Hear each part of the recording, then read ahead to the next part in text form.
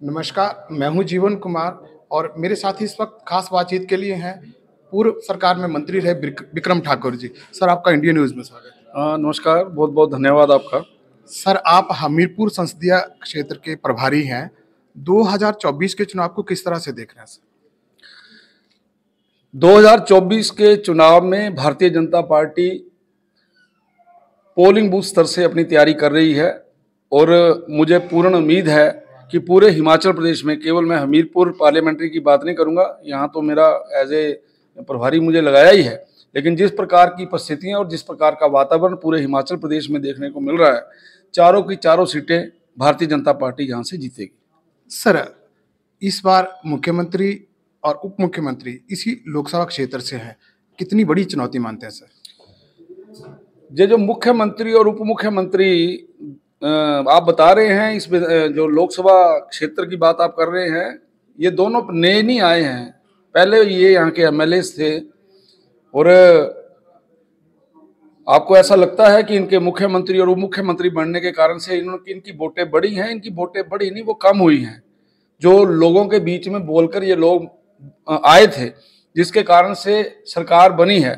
लोग पूछ रहे हैं इनसे, महिलाएं पूछ रही हैं इनसे, नौजवान पूछ रहे हैं इनसे, किसान पूछ रहा है इनसे, तो इनके कारण से इस विधानसभा क्षेत्र के अंदर नेगेटिविटी बढ़ी है, पॉजिटिविटी कम हुई है कांग्रेस की। इसलिए हम यहाँ पर पहले से ज्यादा अच्छा परफॉर्म करेंगे।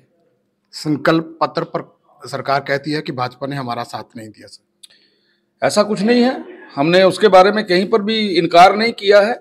हमने उनको ये बोला है कि आप जिस बात को लेकर कर रहे हैं, आप डिफाइन करिए ना, राष्ट्रीय आपदा क्या होती है। आप कहीं पर गूगल में जाइए, आप कहीं और पढ़िए, राष्ट्रीय आपदा को डिफाइन कैसे किया गया है। राष्ट्रीय आपदा के अंतर्गत किसी भी प्रकार का विशेष पैकेज नहीं मिलता है, विशेष पैकेज मांगना ही पड़ता है। तो हम ये बोल रहे हैं कि आप पैसा मांगिए ना, कितना चाहिए। आप राष्ट्रीय आपदा बोली जा रहे हैं। जब हमने बोला कि राष्ट्रीय आपदा को डिफाइन करिए, तो डिफाइन किसी को करना नहीं आता।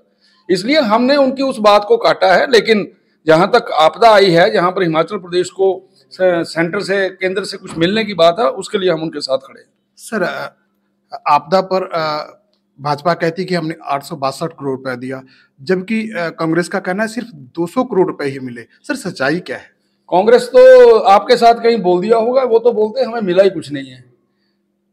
और हिमाचल प्रदेश के अंदर आपदा के अंतर्गत जितना भी ऑपरेशन हुआ है, जितना भी रेस्क्यू हुआ है, ये पूरे का पूरा भारत सरकार ने किया है।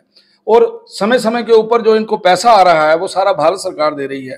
जो केवल पैसा, ये चाहते हैं कि वो जो पैसा है मोदी जी इनके हाथ में रख दें, पॉसिबल नहीं है। अब जहां पर टीमें आ रही हैं, वो टीमें असेस करेंगी, असेस करने के बाद क्या वैल्यूएशन आती है, उसके अकॉर्डिंगली उनको पैसा मिलेगा।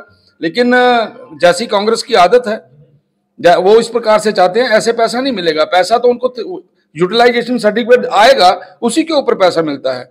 और मुझे इस बात का दुख है कि एक केंद्र सरकार जो पीएमजीएसवाई में बाकी स्कीमों के अंदर इतना पैसा दे रही है, आप पिछले कल इनको लगभग कोई 200 करोड़ रुपए के करीब 2 पुल बनाने के लिए पैसा आया है। तो ये मुझे दुख है कि इतना कुछ आने के बावजूद वो इस प्रकार की बातें कर रहे हैं। सर, श्वेत पत्र पर इन्वेस्टर मीट और दूसरी जो गारंटियां हैं, उन पर सरकार ने बहुत कहा कि बहुत अच्छा हुआ है, फिर भाजपा इतना तलब क्यों सर? श्वेत पत्र जो है, उस श्वेत पत्र के ऊपर मुझे समझाने में कई बार सभी को बताना पड़ता है। विधानसभा के अंदर जब इस प्रकार की कोई व्यवस्था रखी जाती है, तो विधानसभा में सभी लोग उसमें पार्टिसिपेट करके क्वेश्चन आंसरिंग करते हैं। लेकिन ये पहली सरकार ऐसी देखी है जिसने केवल और केवल एक उप मुख्यमंत्री श्वेत पत्र को पढ़ते हैं और उसके ऊपर किसी प्रकार का रिएक्शन नहीं होने देते। उस श्वेत पत्र के अंदर जो आंकड़े दिए गए हैं, वो सरासर गलत है। उस श्वेत पत्र के अंदर जो चीजें बोली गई हैं, वो बिल्कुल गलत है। इसलिए हमने तो ये बोला है कि आप इसमें साफ सुथरी बात कहिए, बैठिए, बैठ के डिस्कस करिए, उसके बाद हम आपकी बात को सुनेंगे और मानेंगे। सर, जनमंच पे भी सवाल खड़े किए। हाँ, बिल्कुल गलत है। जनमंच लोगों की सेवा करने के लिए था और इन्होंने जनमंच को तो इस प्रकार से बोला, इन्होंने कहा जी इतने करोड़ के फुलके खा गए।